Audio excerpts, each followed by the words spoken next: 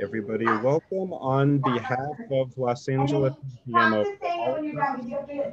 My name is Michael Morgenstern, and I'm an educator at the museum. And this morning, I'm pleased to welcome you to our virtual discussion with Edith Frankie, a Holocaust survivor from Romania.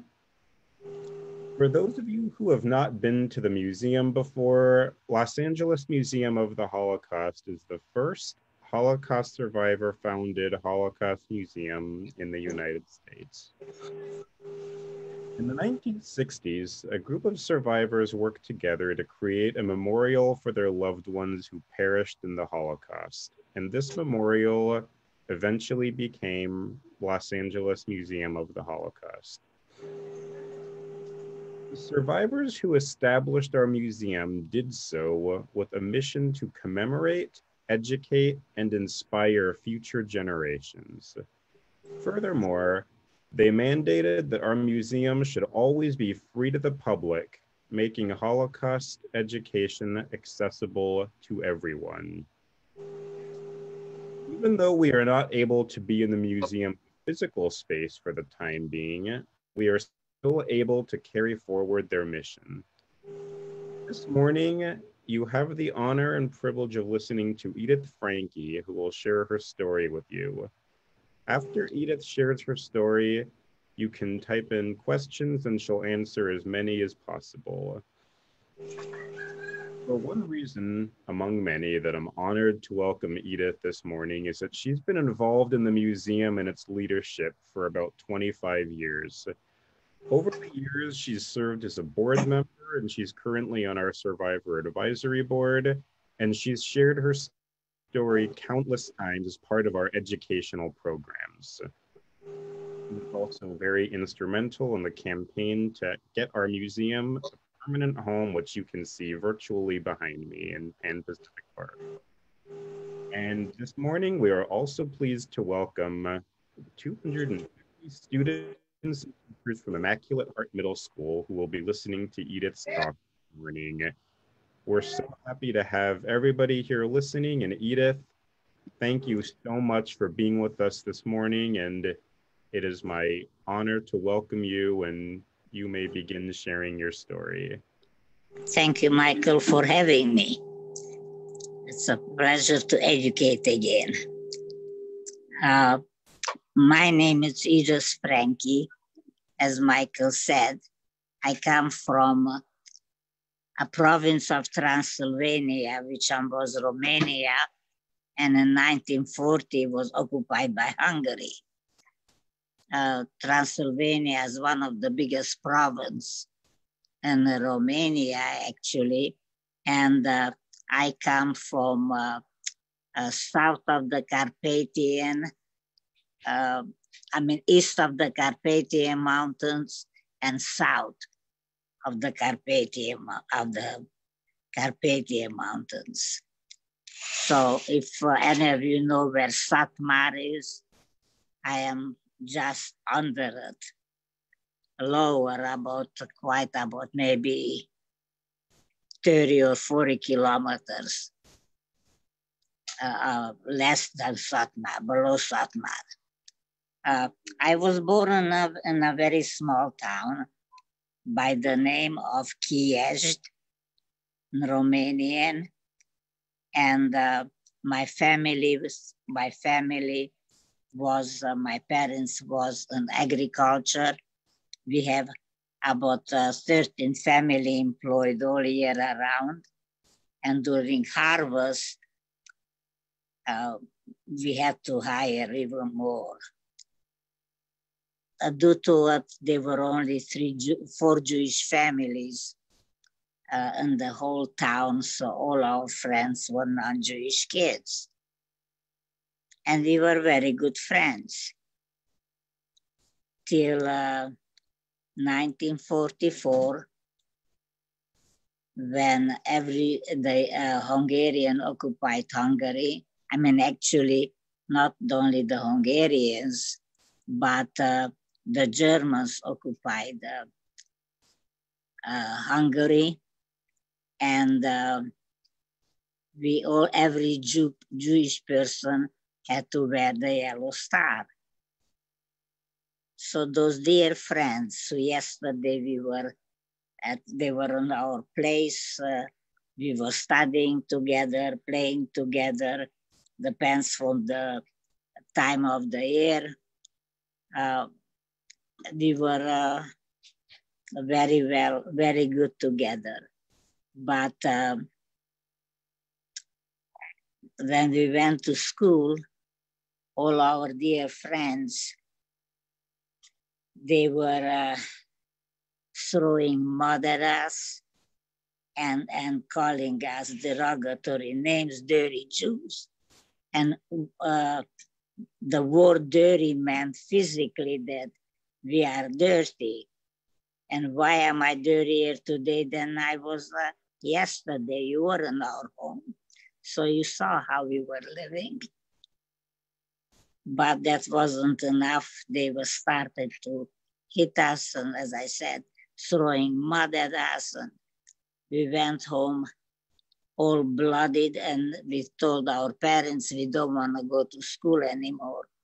We don't want to be called derogatory names and being hit and coming home bloody. But my parents said physical punishment will heal, but knowledge nobody can take away from you. So definitely you have to go back to school. And this went on for a few days till a law came that no Jewish person can attend public school. I don't have to tell you our elation that we don't have to get to be beaten anymore and called derogatory names. But a few days later, we couldn't attend any school whatsoever. And some of the teachers, so they were very nice. At night, they brought us homework, and they were trying to tutor us, telling us what were the subject, what we missed out. And this went on for about 2 or 3 weeks. When one day a law came, my father played beautifully the violin, and every Saturday night he was playing the violin, and the Hungarian gendarmes and their girlfriends and families, they were eating and drinking at our place, even dancing. And the same night, early in the morning, about 2 o'clock in the morning, those gendarmes, so they were eating and drinking at our place, so they knew my father's name very well. Instead of calling him by name, 2 o'clock, they were knocking on the door, and they said, "Hey, you Jew, open up the door. You have 1 hour. Everybody, you pack all the food what you can carry. Everybody bring 3 change of clothes and be out in the courtyard." So naturally, my father obeyed. We didn't know what to bring. As a young teenager, we wanted to take this or take that. And my mother said, "No, you bring the warmest clothes because you can always peel it off. And you bring the sturdier shoes." So naturally, you listen to your parents. And we did that. And within an hour, we were there. We were packed into a horse and wagon, and with the other 3 families also. But the other family had their children went away because they were all already adults. And the fourth family, they had very young kids. So we were traveling a few hours. It wasn't too far where we were going. Every time we want, my parents wanted us to be treated to a kosher meal, to a restaurant, or to see a movie or a play. Matter of fact, that was the first time when I saw Wizard of Oz. And we were so enthralled. I said, my God, how is that possible? They should do things like that. And we were dreaming that someday we're going to be in that part of the world where they're doing movies like this. Not to be in the movies, but to be in that world. The whole place was, the place was about 25 kilometers. But this time it seemed like an eternity. We didn't stop right into didn't go right into the city. We stopped at the outskirts of the city. And the gendarme said, hey, now you get out. And your father gonna take your suitcases. And I remember even every time I talk about it, I can still see those big, huge doors was green painted. And we thought that we're gonna be the only ones. No, they were over 6,000 people. It was a brickyard. So can you imagine that no matter how big that brickyard is, housing 6,000 people, that really was quite a task. But I think every mother had a feeling where we were going. So they brought some rope and some sheets, and they made a little bit of privacy, encasing for a little privacy for their family. And the same thing for our family. There were some, naturally, quite a few scholars. And as youngsters, we were told that it's going to be a class starting at this and this time. And you make friends that easy from neighborhood, from neighboring little towns, but we never had a chance to meet those girls. And they were teaching us mostly history, sort of a storytelling way, and language. The language was German. And we said, but why German? I want to learn French or want to learn English. Never mind what you want. You're going to do what I am telling you what you're going to learn. You're going to learn German.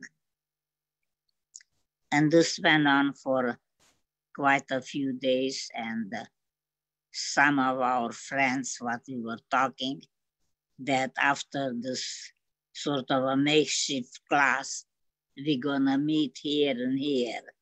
But they didn't show up. So we were wondering, where are they? How come they didn't show up? They said they were taken into Germany to work. At that age, you don't stop and think, okay, maybe the older ones, they were taken into work. But what happened to their handicapped grandfather and to their baby sister? And their sickly grandmother, they couldn't work. But at that age, you don't think about those things naturally. And we were so envious that we have to be in this hellhole. And they went to see the world. They went into Germany. And this went on day after day, always less and less people. And end of May, that's how I remember, that was May 31st, when our transport, my parents and my family's transport, was the last one who were taken away. But after the war, I researched it, and it wasn't May 31st, it was June the 6th. We were embarked into one of those cattle wagons, which one had the only ventilation what it had, 4 cubicles, 2 on each side, and even that was crisscrossed with barbed wire. So they thought that maybe we're gonna jump out. And you couldn't get any air whatsoever. Sanitary facilities, they were 2 garbage pails, 1 on each side, and in the middle there was water. So can you imagine that stench, what was going on in there? That how soon that waste, those 2 garbage pails filled out, and it's where the train was going, and the tracks were kind of wobbly, was spilling out. And my mom realized that my sister and I, we never moved from the place where we were. She said, she said that you have to use the facilities because otherwise you're gonna get sick. So we said, but Mom, how can we go between all these people, between all the strangers, and if we're gonna go, we won't find our way back. So she took my sisters on my hand and insisted that, come on, let's go, and asked some other women to make a little shield around us. We should be able to go. It was a mother's intuition that how wonderful was that she insisted that we have to go. And after about 2 days later, the train stopped, and we were so elated that at least the doors opened and we got a little fresh air. And when we were get closer to the door, you heard yelling, out, out, leave all your belongings. You're gonna get them later. Now get out and just listen to your instructions. So as soon we hit the pavement, right away, men and boys to the right or left, I don't remember really, and women and children to the left. And we had to march. We didn't even know where we were. That was the last time when I saw my father and my younger brother. He was tall and very skinny and blonde, very fair, and never even had a chance. He insisted to go with my father and never even had a chance to say goodbye. So when we got, when we were all lined up,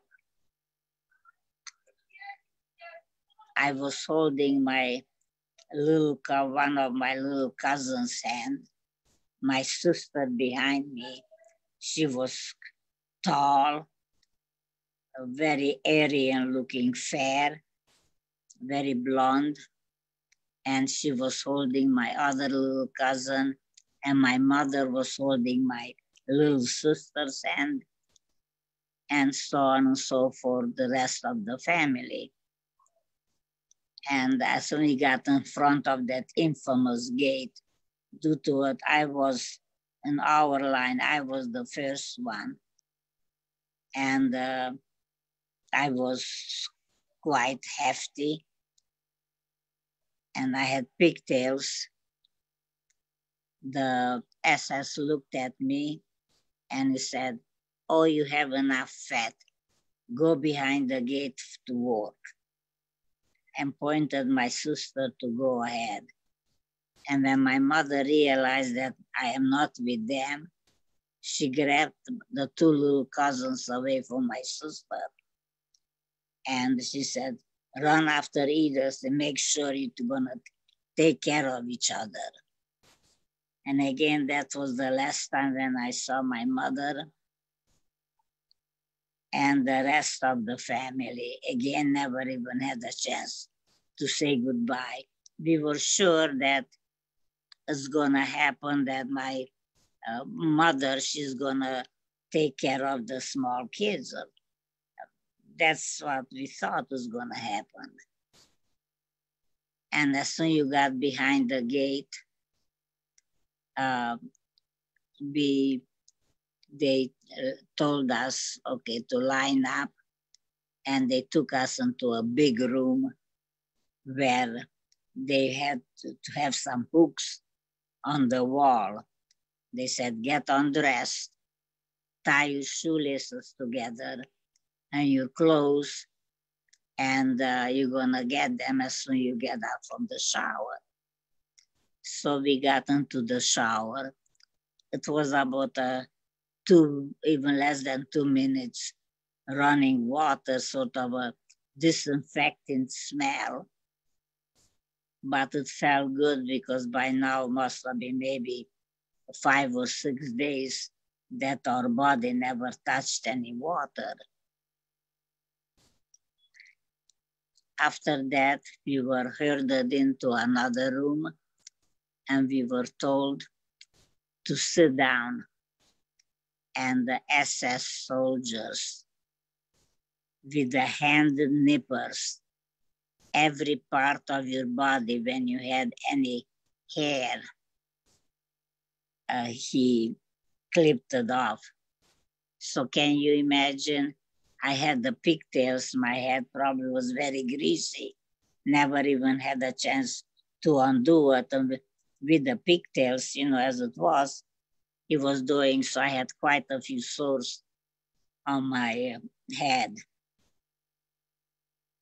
And we had to sit down on a bench, and every part of our body, you were at that age when you started to have some pubic hair and all that, and they just went and clipped it off. And that wasn't enough. That when they saw some young girls, they were in the developing, they were marching us up and down, and the German Shepherd dog growling at us, not enough to bite us, but growling at us, just to scare us. And by marching around in front of them, they hit our breast and our buttocks. And so we thought, this can't be true. This must be a dream. We're going to wake up and it's just a nightmare. We're going to wake up and we're going to be in our bed. But unfortunately, it was a reality. And finally, they said to get into another room where we got a long gray dress and definitely not our shoes back, but instead we get something like the working boots. Only the difference was the sole was about 1 inch thick of wood, and the upper part of it was canvas. So if you were a size 5 or 6, probably you got a size 8. But didn't matter because later on maybe you had a chance to try to get your own size from one of the other girls. And after that, we were taken into the, we asked them, could we have some water? It was very hot. And they said when they are good and ready, they're gonna give it to us. All our heads were all shaved, and everybody was panicking that where do I have my sister with me? Do I have my cousin with me? My was lucky enough to have a daughter with her, my mother with me. We didn't recognize each other. We entered, they took us into a beautiful room. It was something like a library, very highly polished floors, hardwood floors, and windows all around, but very high up. You couldn't look out. You had to line up per 5 and sit down on the floor. And again, we asked, can we get some water or can we use the bathroom? They said, all in good time, you're gonna have everything. You weren't allowed to look back to see if my sister is behind me or in front of me. You couldn't see her because we were all bald, so you couldn't recognize each other. And after that, we just sit there, and we were there for about 24 hours before finally they brought us a small tin can of water. It was something thickened with sand. And they said, here is your water, but make sure you drink enough. You drink only that much to have enough for the people behind you. So you barely wet your lips because you wanted to make sure that the person behind you has water. So you couldn't even turn around to give the cup. You were just over your shoulder or under your arm, just passing at the pants of the person's heights. And the stress what we were through, because again, not knowing that who's with us. The only where we could look, and the other row only with the eyes, this way or that way, because you couldn't turn around. So finally, we were sitting there for about 36 hours doing nothing. And this was Auschwitz-Birkenau. And we went out, then finally they said, okay, you wanna go to the bathroom? Okay, let's go. And so they herded us just like sheeps, you know, to go to the bathrooms. I mean, actually they were latrines. And after this, everybody out in the courtyard, but you had to line up, and that's the way you go. And in front of us, we started to smell a terrible, terrible odor. We saw an awful smoke and something like hair burning. And there were inmates around us cleaning constantly. We asked them that, what's that smell? They said, didn't you get just separated from your loved ones? That goes there. That's the smell. And somehow we still couldn't understand that, what they meant. And the SS overheard them, but they were saying, and poor guys, they got beaten up quite a bit. And when we got to sort of the middle of the courtyard, there was a camp with all different nationality. They were behind the fence. and yelling, don't go, hide. They're going to kill you. Where are you going to hide? There wasn't even a bush to hide. So we just went and said, they're going to kill us. It's going to be better than the cell. And they were, finally, they were taking us. They said, but sorry, they said that don't touch the fence because you're going to get electrocuted. And we couldn't ask them any questions that, where are you from? And do you know so-and-so? And if in case you met my mother or my father or somebody, but you couldn't stop and talk to them. The sentries were up constantly panning with the machine guns all the time. And they took us to a railroad. So we said, well, finally, it's maybe they're gonna take us out and bomb the railroad. It's gonna be much easier. But no, this time we were going about, we were maybe about 45 or 50 women in one of the cattle wagons. And there were benches to sit down. And finally, when the train started moving, we got our first meal. Remember, we didn't have any meal since before the wagon stopped at Birkenau. So our first meal was, our diet actually for the rest of the year was the same. One loaf of bread about a pound size, divided by 5. In the morning, a spoonful of porridge with some roast oats for black coffee. Lunchtime was a vegetable soup, but that's what we got in the wagon now.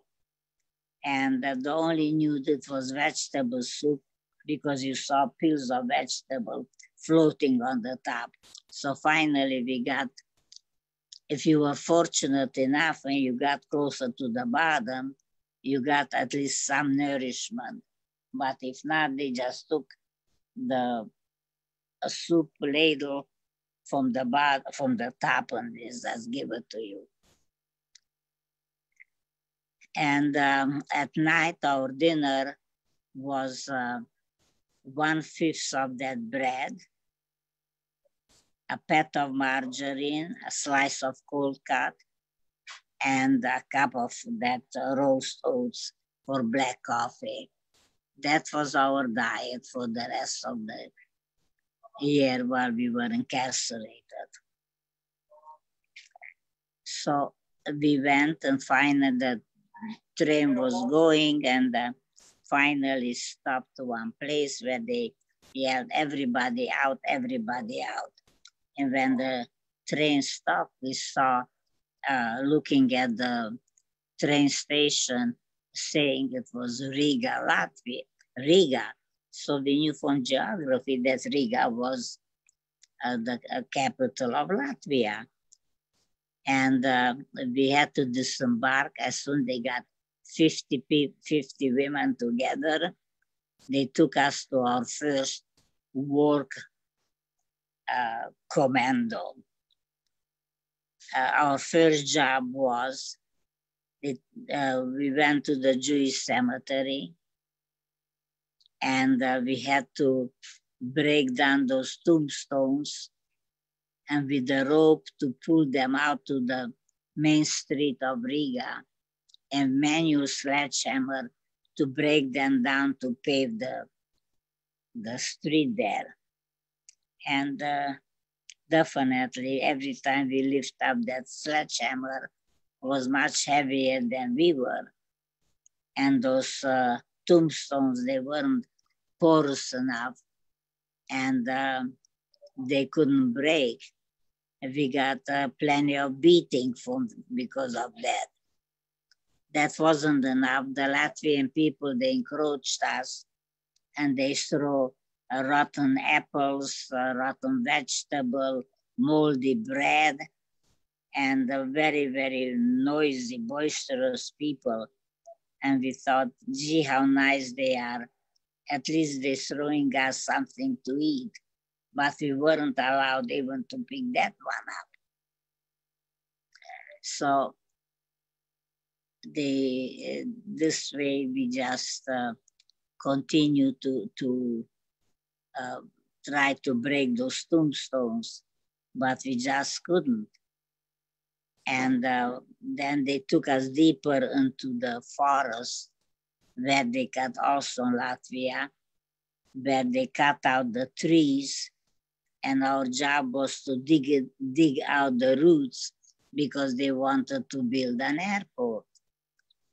So that was somewhat easier because while we were digging very hard, and our captor, the SS, turned and had a smoke of cigarette, we stopped for about 2 seconds.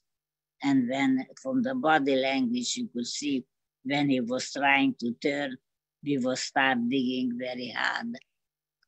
And I think they had a little compassion because they thought, if they're gonna keep on beating us, who's gonna do the work? And to some extent, that was saved us. And we were there for about 5 or 6 days when you could hear a bombing and those white streaks in the sky, and seeing ammunition, weapons thrown away and all that. So we thought, what's going on in here? We thought maybe we're gonna be free. And people were yelling that the Russians are coming, the Russians are coming. We're gonna be freed. No such luck. As Jews, they were gathered us together, took us into we had to march down to the Baltic Sea, where we embarked on a ship, and we crossed the sea and took us to another camp, which the name was Stutthof. It really didn't mean much, the same way like Auschwitz-Birkenau didn't mean anything, because we didn't know anything about it. Probably my parents knew, but we didn't know nothing. And there, it was already hot, it was about June. It was a terrible smell again, full with flies. And the first time we really saw some inmates who they had that very skinny skeleton and protruding stomachs and all that. So we thought that that's terrible. These people, they're really very malnutrition. And our job was to take dead bodies from one place to another one. And after a few days, a voice to the loudspeaker came and said, all the women who came from Transylvania report up front. Again, people were yelling at us, don't go, don't go. You're gonna be killed. This is a trick. You're gonna be killed.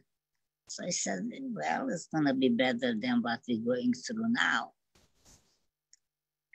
And due to what he chose 500 women, but they weren't enough from Transylvania. There were some Slovak people who they all spoke the Hungarian language also. And so he selected 500 of us and took us to a small camp where we had 100 to a barracks. And there we were just sitting, doing nothing. And after we start hearing in the early morning singing in German, and when we were going out to count how many we are, then we saw that they were young SS kids who we presume that there must be something like the Boy Scouts, who they are trained to become Hitler's elite army. And we went to work at sunup till sundown, and we came back. This guy was quite decent, as I said. We all had our own bunk beds and our own blanket. We had towel, toothbrush, toothpaste. And after we finished, we came out from there, and it was fine. We were on our own. And we start fantasizing that we're gonna travel, we're gonna all go to America, we're gonna travel, and we're gonna meet each other, and we're gonna say, where do I know you from? Is it Auschwitz? Is it Birkenau? Is it Riga? Is it Popoval? You know, we were like nobody would hear about those things.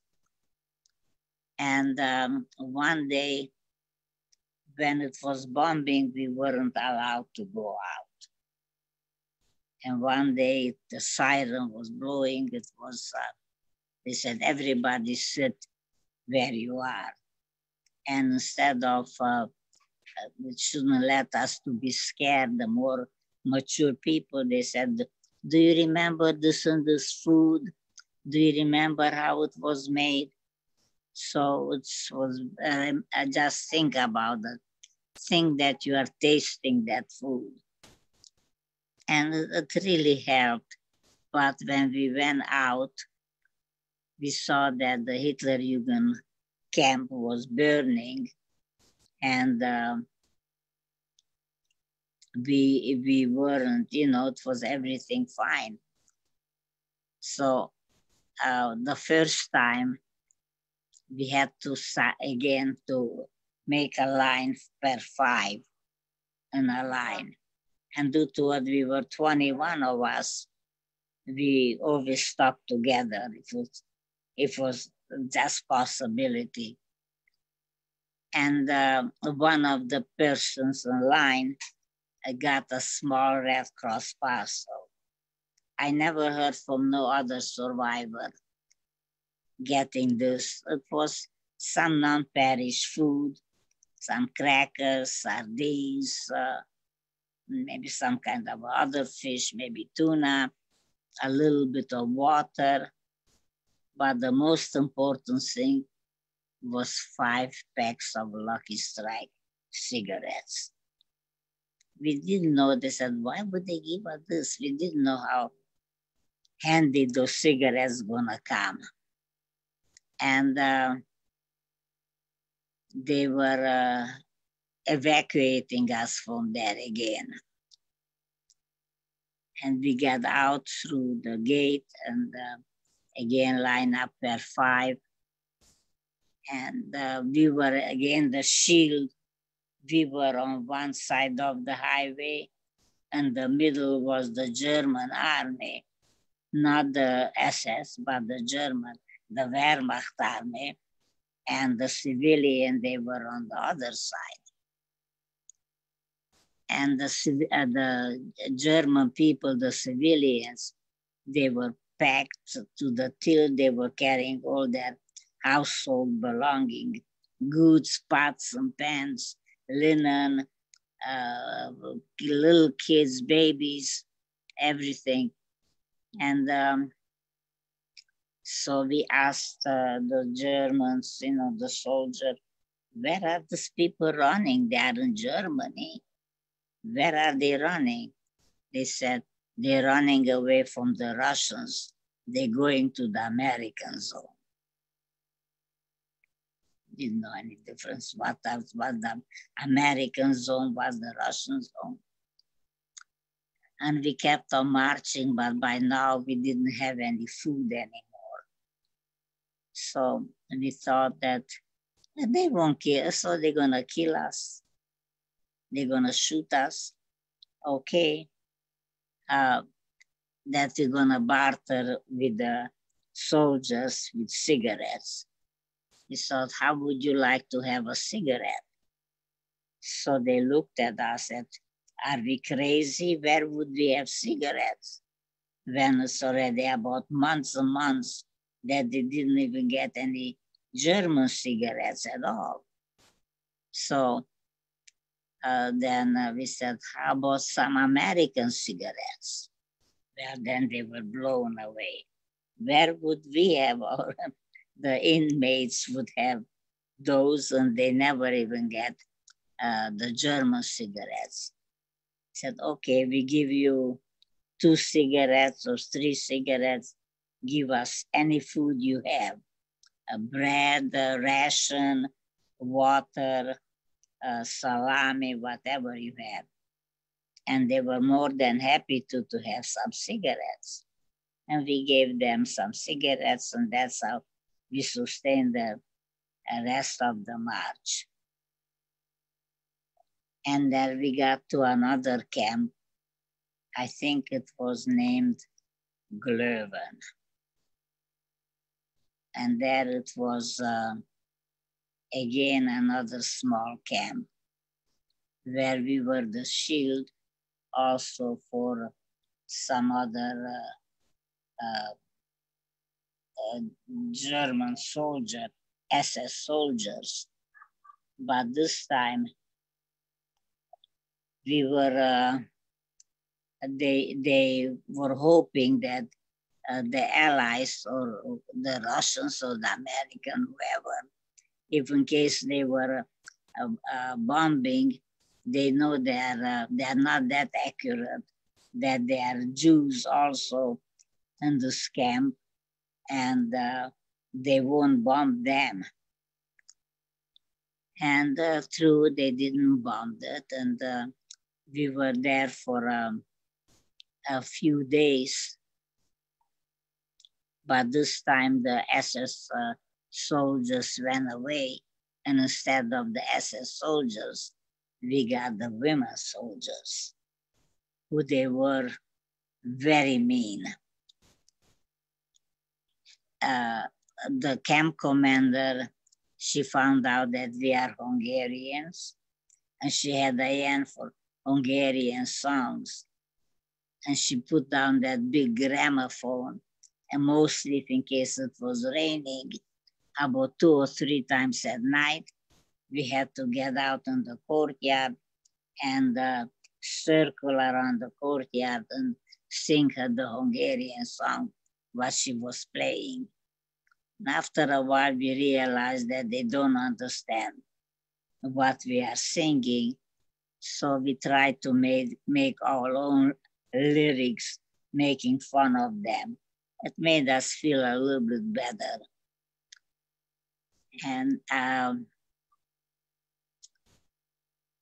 then after a while, they said, well, the Russians are here, the Russians are here again. You have to leave, because they need the place for their soldiers who they just came back from the front. So we left, and between us, we were 21 of us together. And she said, if you want to go, you might gonna be trampled and eat something, you're gonna get sick, or you wanna just let's get out and stay there, and we're gonna find something. So naturally we listened to her. And during the day we were marching, and it wasn't bad. But at night, the only place where we were able to sleep was in the German apartments, because there was no other place. So they had in Europe, they had those big wardrobe closets, the very heavy one. So sort of we pushed it against the door to lock it, but the Russians and soldiers, they got drunk, and they said that they are the Russian Empire soldiers, and they want that to open the door because they want women. We told them we are Jews and we are sick. We just came from the concentration camp. They didn't care what they were hearing.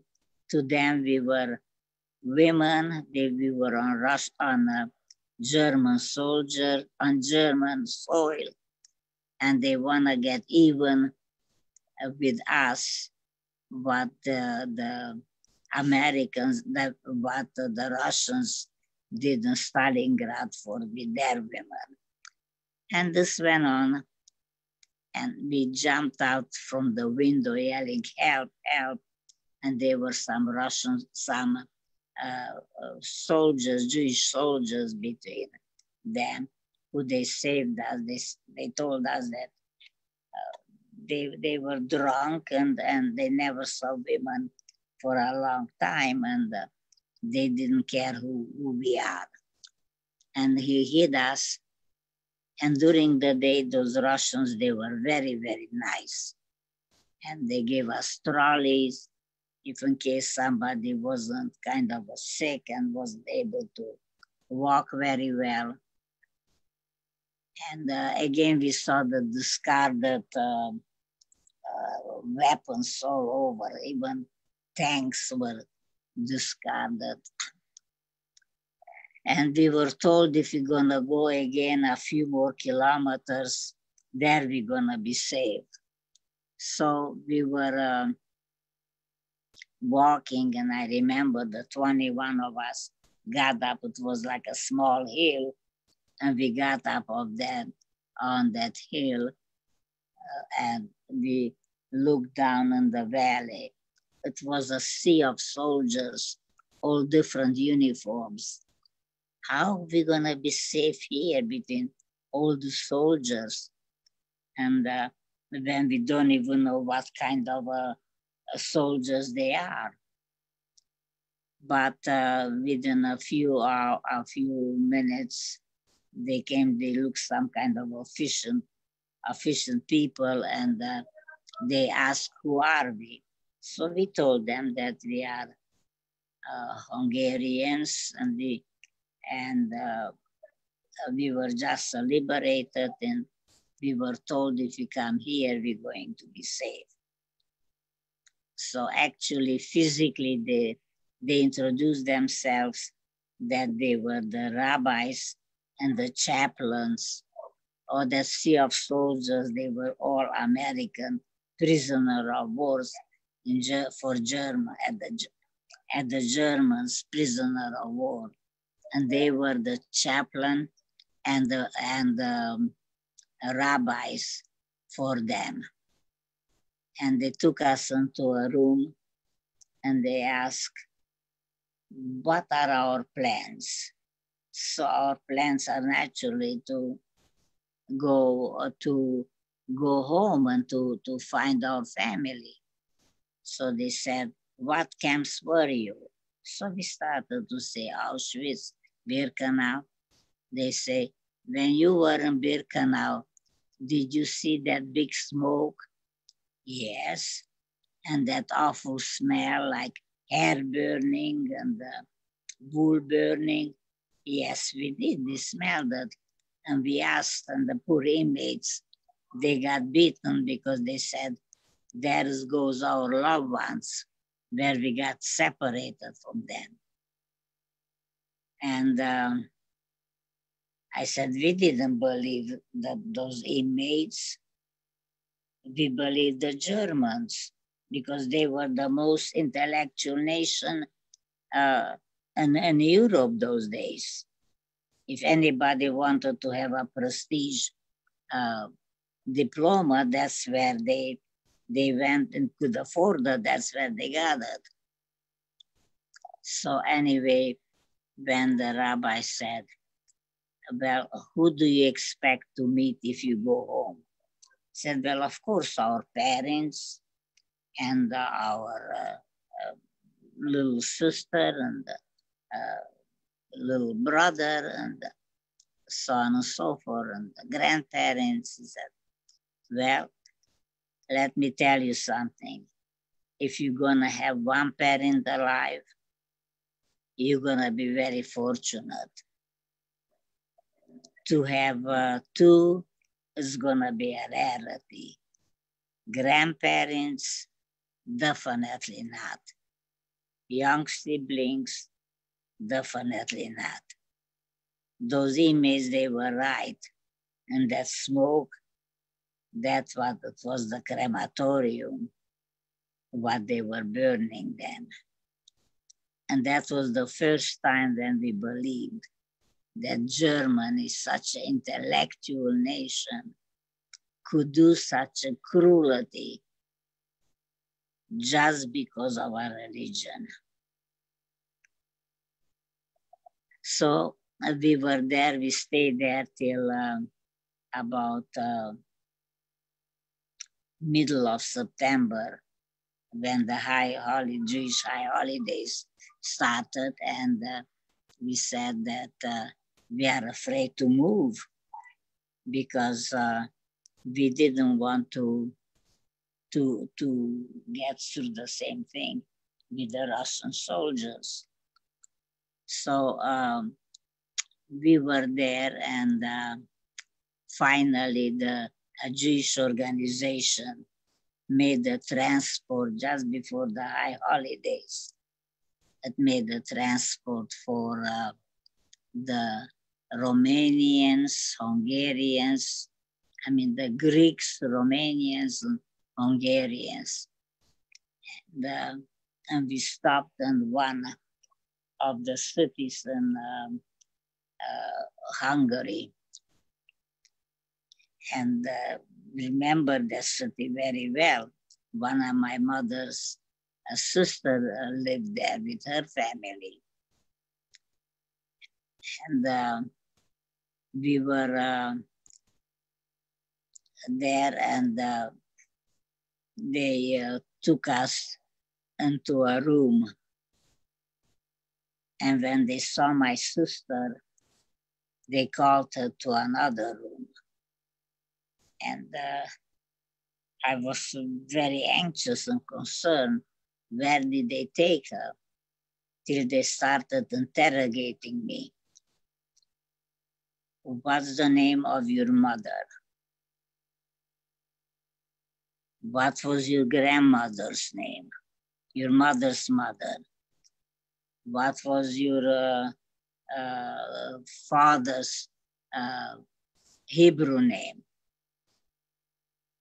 I said, but why do you need all these? He said, you just answered the question we asked you. Apparently my sister, due to her, she was very Aryan looking, because very many Nazi women, they were trying to pass as Jews. And they thought that my sister, she's one of those. And then the person who interrogated my sister came out, the person, and the person interrogated me, got together, and they were showing they was the same questions and answering the same questions. So at the end, they asked us to say a blessing, what you say before the Shabbat, Shema Israel, and wasn't a problem. We said it, I said it, and My sister said that. So then they knew that, yes, she is Jewish also. And when they made the transport, finally, we got on the train and we went there and we stopped. The train stopped and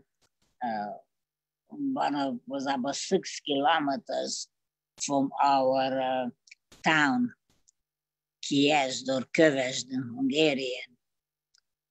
And they said that there were and this very good friends of ours who was a Baron Castle, and they were the conservators. They took care of the property. I mean, they were hiring and firing people, and because the Baron never lived there.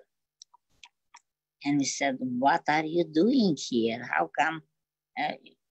Did you know that we are coming? You were notified."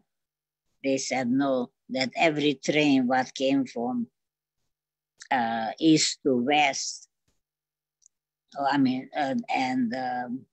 from west to east, I really don't know exactly how it was anymore." And they say we waited at every train. We refused to believe that at least somebody must be alive. And so they, with the horse and carriage, they took us. They didn't take us to our home. They took us to the Baron's castle, what was their home. And they said that the day when they found out, because this was at night when they found out that we were taken away. So next morning, they went into the house and they said the guards, that the gendarmes, that would you let me in? I want to see what can I take from the Jew house. And due to it, they were quite prominent people. Of course, they let them in.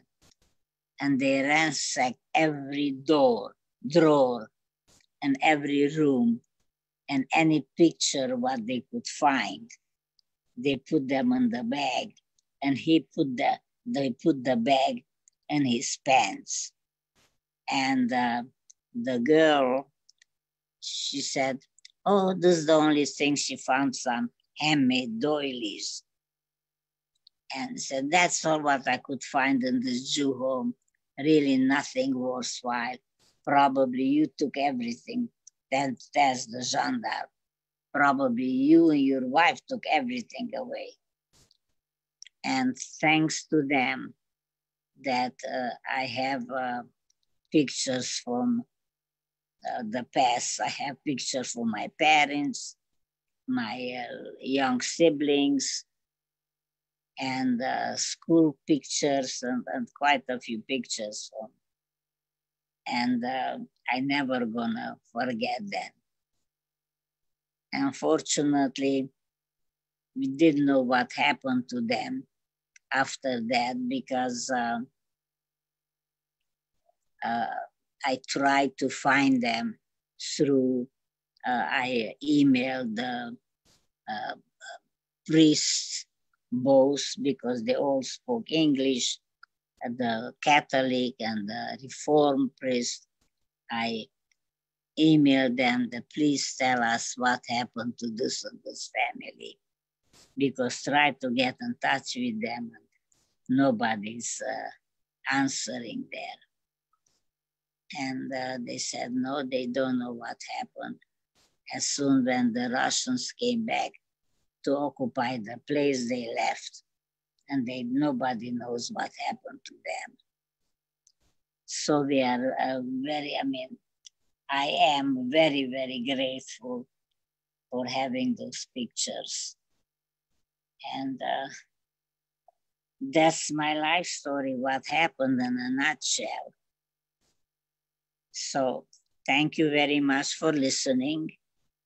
And I think Mike is going to open it up for questions. Thank you so much, Edith, for sharing your story with us this morning.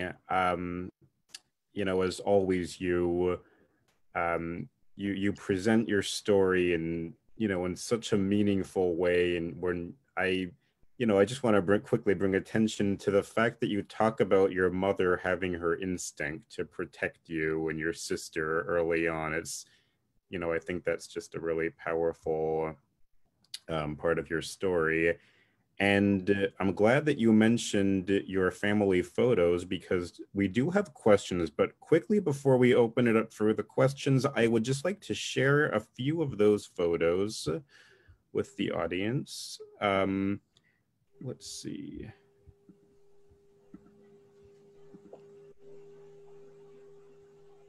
Oh yeah, this was the whole family.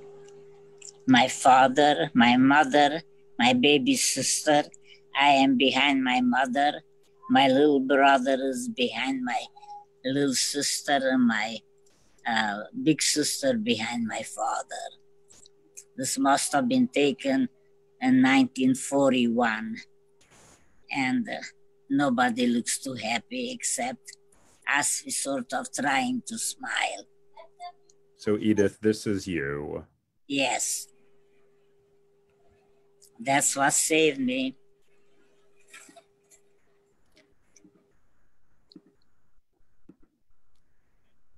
And that's my little brother and my baby sister, who never had a chance, unfortunately.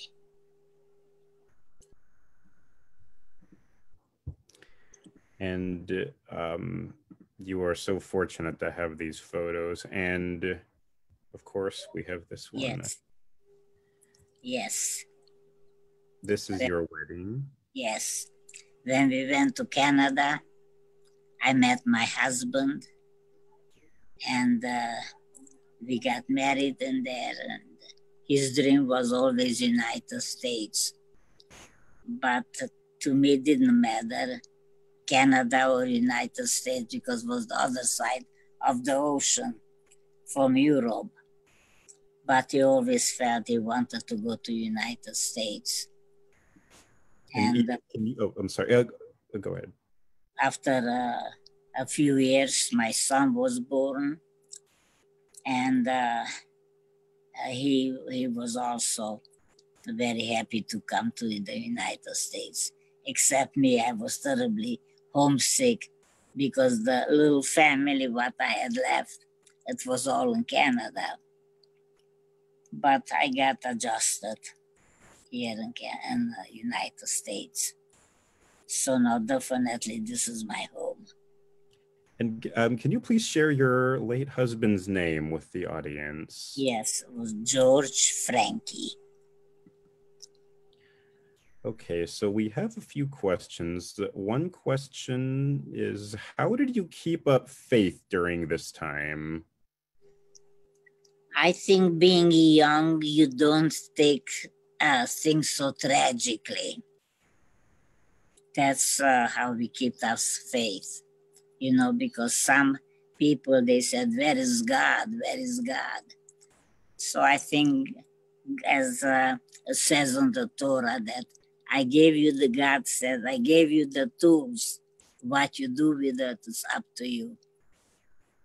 You're the human, and you should know what to do with those tools. But unfortunately, some people, they did all the bad things with those tools.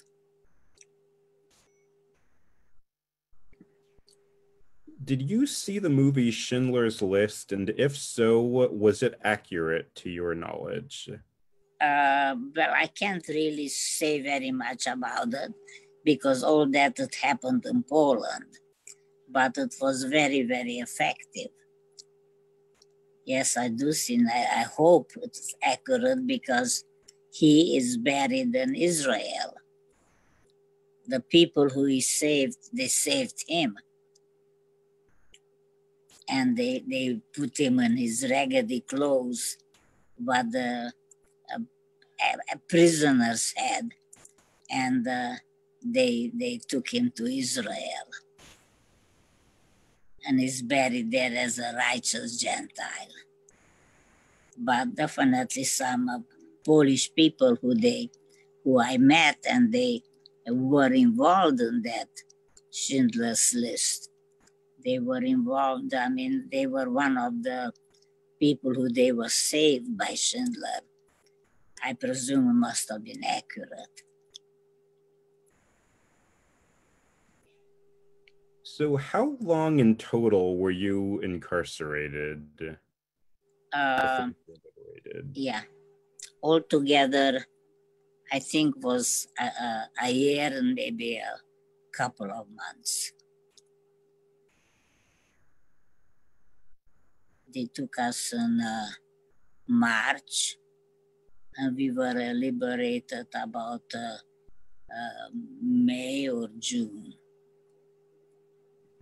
like that. And just to confirm, can you just say again how many, your immediate family, how many siblings you had and which ones survived? I had 4 siblings. My sister, she was the oldest. She was about maybe 11 months or so older than I. And myself, my brother, who was about 8 years old, or he was also very tall and slim. Unfortunately, that's why I wanted to go with my father, but I presume his fate would have been either way. And he didn't survive, and neither did my 7-year-old little sister, Lily. She didn't survive either. And your sister remained in Canada? Yes. Yes, she was very, very chauvinistic about Canada. And unfortunately, she got sick, and we were trying to get her over to United States for a second opinion or so. No, she says she has the best doctors. Couldn't be any better in United States than what she had in Canada. But unfortunately, it didn't help.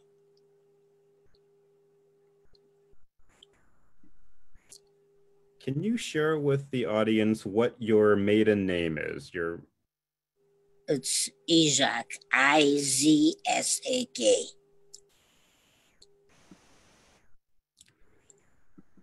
What happened to your 2 cousins that your mother sent to join you in the line?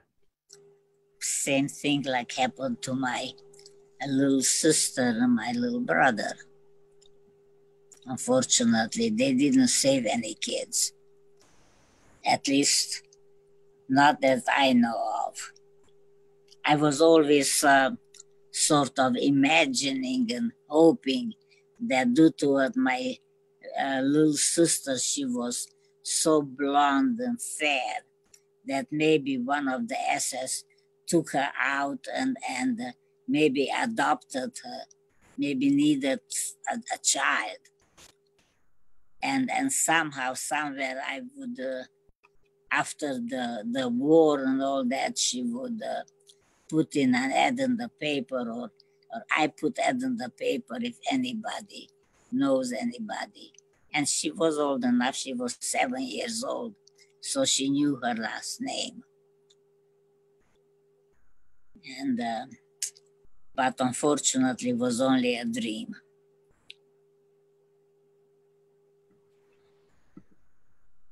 Did you ever go back to your hometown?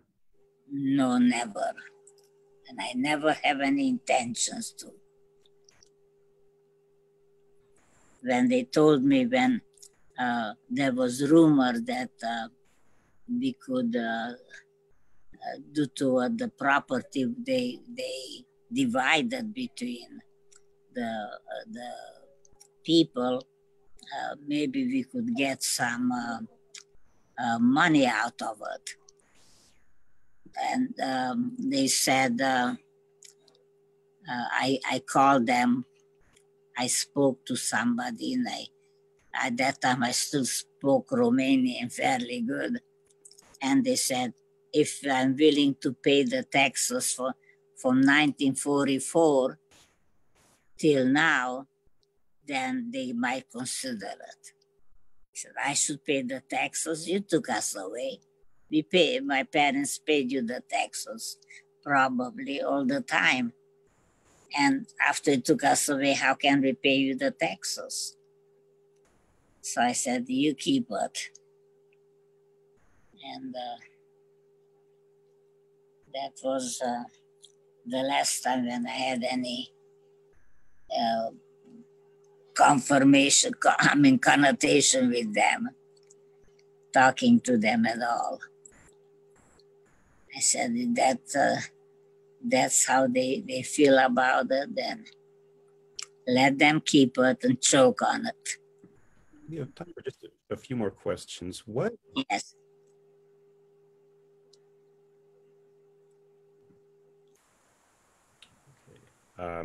I apologize. My internet just slowed down a little bit. I hope you can hear Okay. me. You have...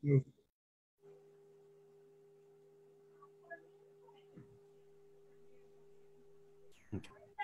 I'm sorry, my internet just cut down a little bit, and I don't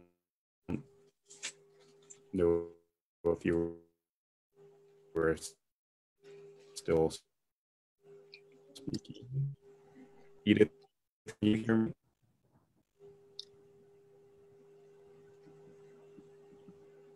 I apologize. I have a technical problem on my end. Edith, can you hear me? Yes, I can hear you.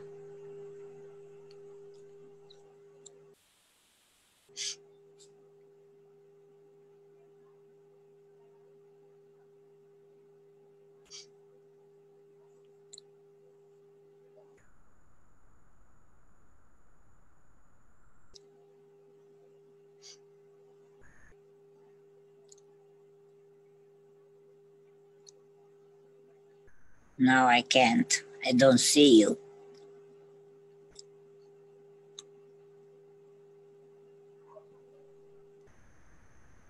I apologize. Am I back now? Not yet. Now you are. Yes. Oh, okay. I apologize for that. I had my internet just stopped for a second. Everybody's working from home. I know this happens. Yeah. I'm so sorry. Okay, so we have time for a few more questions. Edith, you have a son. When did you first tell him about your experiences of surviving the Holocaust? The first time when I told him, he was about he had some inclination when Steven Spielberg did filming, and I was interviewed, and he was called in the last, and they asked, well, what do you think what's happening? And he broke down and cried, and he said, because of those bastards, excuse my language, she said, I've been deprived of aunts, uncles, cousins, and grandparents. And I was once talking at Stephen Weiss Temple in the evening, and he doesn't live too far from there.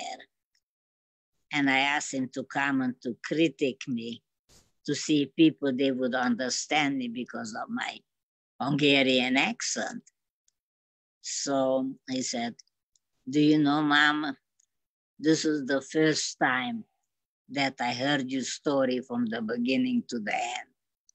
How come you never told me before? I said, how come you never asked me? You knew about it then. I said, I didn't want to ask you because I didn't want you to be broken up, to be brought up with hatred. And that's why I didn't tell you. And you didn't ask me when you knew about it when after the filming from Steven Spielberg. So that's what happened. And plus, he must have been, I think, was in middle school when Eichmann was captured in Israel. And through his trial, there were backflashes about the Hungarian transport because Eichmann was the last, we were the last solution for him. And they were showing women and I mean, all wagons, the scattered wagons coming out from Hungary. And I said, if you look close, maybe you're gonna see your mother there. So he says, what are you talking about, mother? I said, well, I just thought I'd let you know that maybe if you could see her. And so he never asked me any further questions. So I never told him. And he was already married, and they went to Washington, D.C., and they went to the Holocaust Museum. And he went through it, and he looked at the registry. And because I sent in all the pictures and everybody from the family to the registration or whatever it was. It was supposed to go to Yad Vashem, but part of it went to Yad Vashem and part of it stayed in Washington.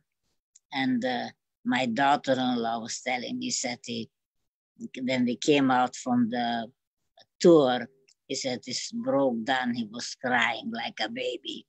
And she asked him, what are you crying about, honey? What are you crying about? He says, can you imagine mom being at a young age to go through this thing, what we just saw? It's unbelievable. And he looked through the registry and found the Izhak family, you know, who came from Kövesd. So because Izhak is a very popular name, something like Smith, but it wasn't an anglicized name because, I mean, like a Hungarian size or whatever you want to say, because even my father's great-grandfather was buried there. And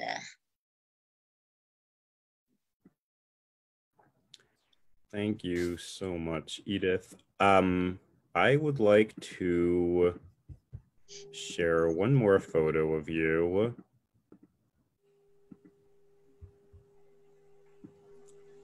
oh, This is a more recent one. Recent one, yeah.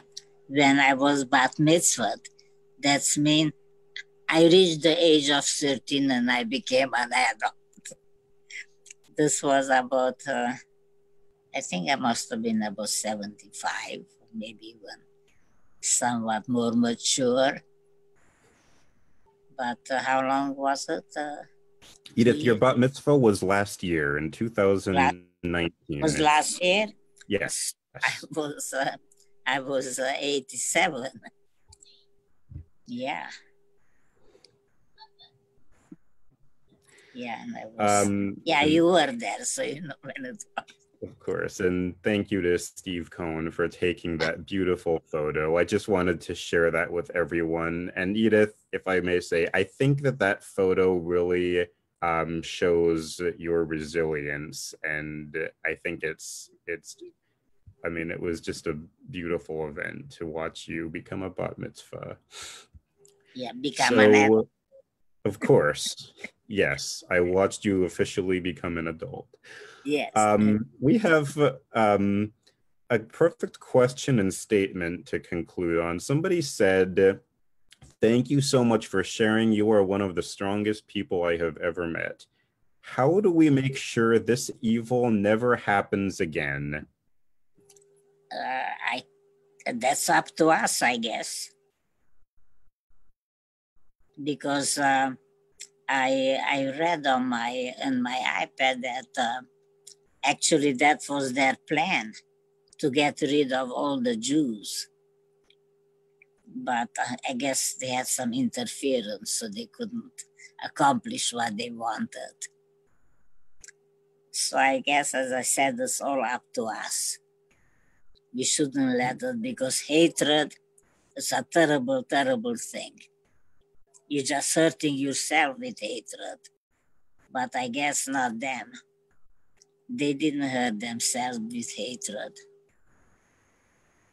And definitely, if there are any younger people in my audience, you are the future. Make sure to make this world a better world. So it's up to you. I did my everything in my power what I can, but I'm getting too old to do that. So you guys, you do that and make sure that the things like this ever gonna happen. And thank you for listening.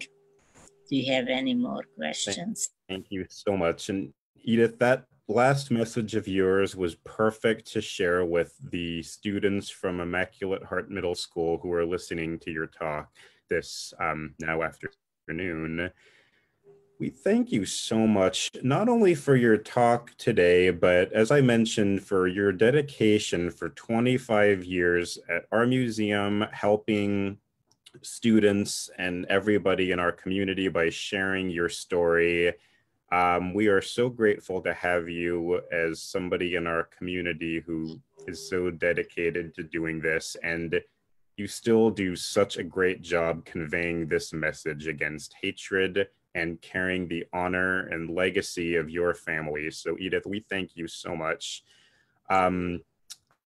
I would like to remind our audience that while the museum is closed, we regularly have virtual programs, so please follow our website and our Facebook page.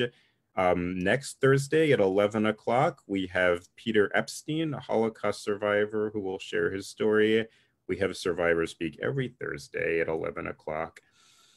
Again, Edith, we all thank you so much. We received several comments from our audience just saying thank you for sharing with us. We hope you stay safe, and we wish everybody a safe weekend, and thank you all for listening. And please carry on Edith's message. Michael, thank you very much for having me. I really feel quite touched and honored for having me telling my story to them. Well, it's really our honor. It's really our honor, yes. And I'm so glad that we were able to share the photos of your family members and to remember them as well, Edith. I definitely do appreciate it, Michael. I do appreciate it. And thank you for that. Of course. Well, Edith, I'm honored to call you a friend and a wonderful member of our community. Again, thank you everybody so much for watching. I apologize for the technical issue I had a little earlier, but it's bound to happen working from home. Thank you everybody, and we will see you at our next program.